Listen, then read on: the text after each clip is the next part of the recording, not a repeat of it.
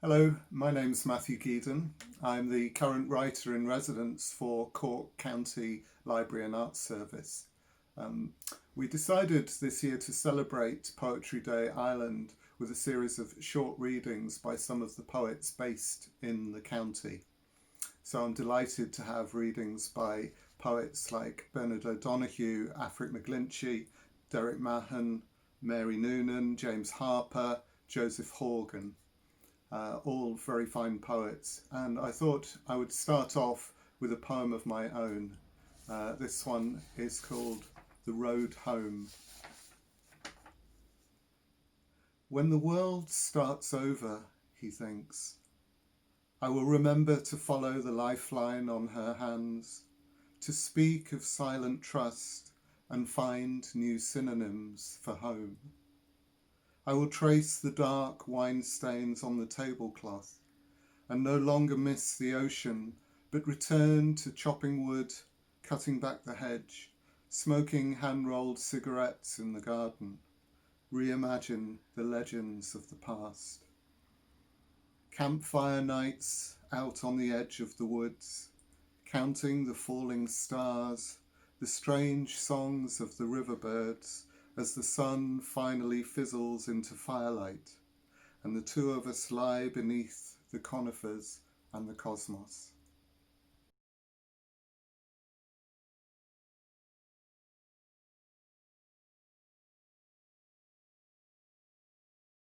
Safe houses. I find that I have started recently to keep spare keys to the front door in several pockets, such is my fear of being locked out. Caught by the wind, the door could shut quietly behind you, leaving you to face the outer world alone. Once safe inside, I don't put on the chain. In guerrilla conflicts, the combatants change their safe houses at intervals to give their hosts a rest from listening for the thump on the door in the early hours. As at the end of winter you escape from cold and dark by making for the sunnier climates to the south. But where do we retreat to in the end when the call to open up will not subside? Kate in her 90s was no longer fit to mind herself, so they took her into the Lee Road. When I called to see her, the nurse unlocked the door to the main room and turned the key again behind me. She was there with 20 other women, all chattering and laughing like the magpies in Purgatorio, not to each other, but to the unhearing world outside.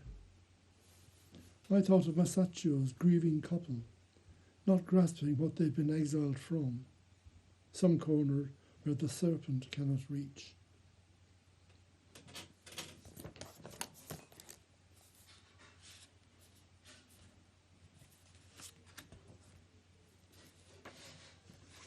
A candle for Dolly Duggan. Improbabilities, of course, we all know that this graceful taper I force into the tallowed cast iron beneath the Assumption in the Frari could change the heavens, so that she can pick up her cigarettes and lighter to move on to a higher circle, as before she moved talking through the lanes of Cork. Sir Thomas Browne says, there aren't impossibilities enough in religion for an active faith. So I'll go on spending liras and francs and pesetas across the smoky hush of Catholic Europe until she says, that's enough. And then I'm free to toast her in red wine outside in the sunlit squares.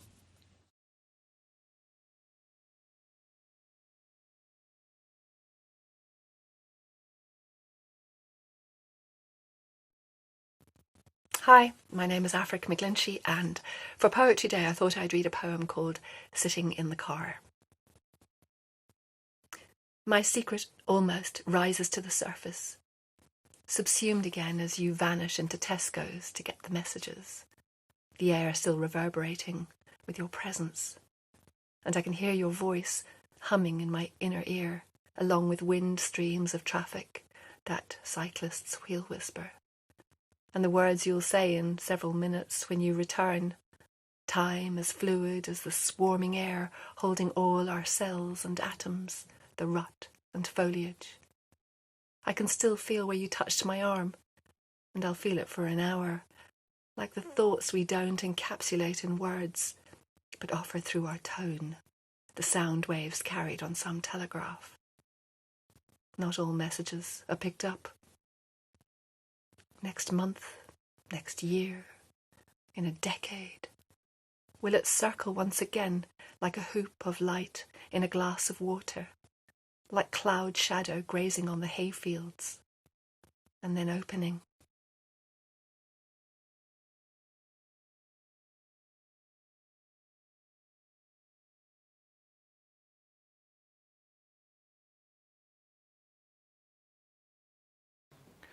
My brother knows how to jive.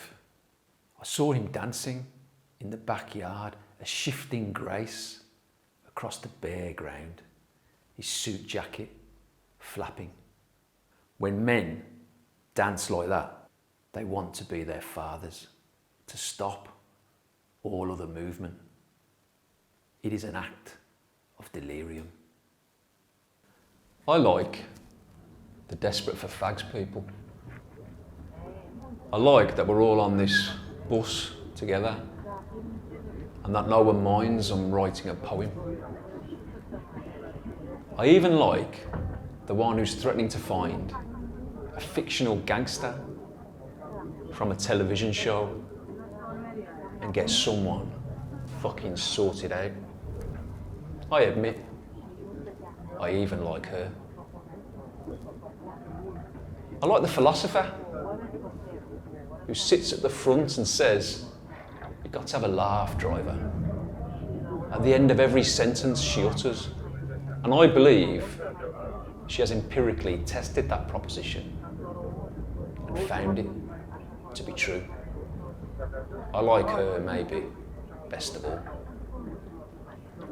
I like the beautiful boy who's going into town on that first date, sweeping his phone and sweatshop finery, as if getting updates from the stock market of his inner life, toying in his mind and hands with changing his status. We all love him a little bit. I like that the desperate for fags people and the philosopher and the driver and the beautiful boy and the poet are showing the true existence of society, and that we are all genuinely in this together, whilst hiring hitmen, laughing and, I don't know, having sex are all possible on a public transport that is, after all, the acme of social living in one place or another. I like all of this very much.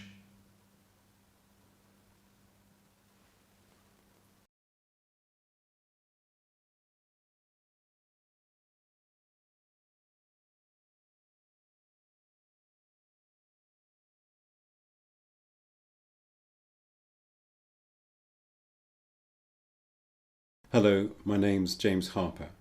This poem's called Cranbourne Woods, 17th of May, 1994, in memory of my mother. We stopped the car, ducked below the fence, felt time unravelling in a revelation. The seconds fall and scatter into thousands of tiny saints, a reborn multitude flowing past the trees through pools of sun, each earthly form a spirit flame, pure blue. They watched us drift among them, large as gods, as if we'd come as part of their parousia, to stay with them forever in these woods. As time grew darker, we slipped away like ghosts and slowly drove towards your death next May, when once again I saw the risen host, could watch you walking weightlessly among the welcomers, the gently swaying throng. This poem was written about my mum, and every May we used to go down to see her, and she used to sometimes take us off to the secret bluebell woods near where she was living, a place called Cranbourne. And every time I see bluebells, the annual resurrection of bluebells, it always reminds me of my mother.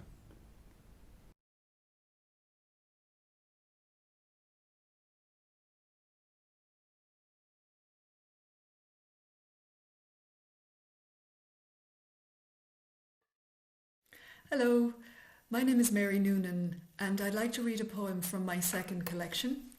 There it is. The collection is called Stone Girl and it was published last year by Daedalus Press. The poem I'd like to read is called Equinox. Equinox.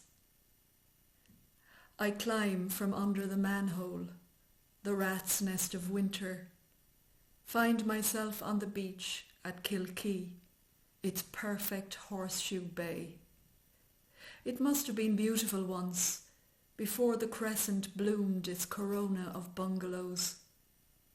Mid-March, I'm standing on the roof of the year, looking down its long drag, its high waves pulling and shoving, arrogant prancers making like it's in their gift to jerk the moon along behind them, a ball of rags on a string, make it go full circle again and again.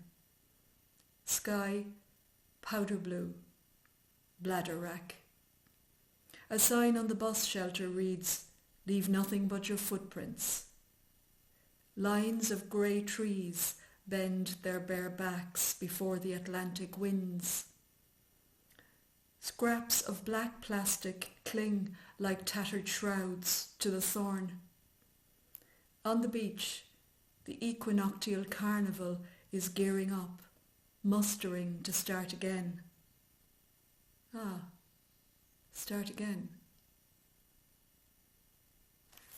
Thank you.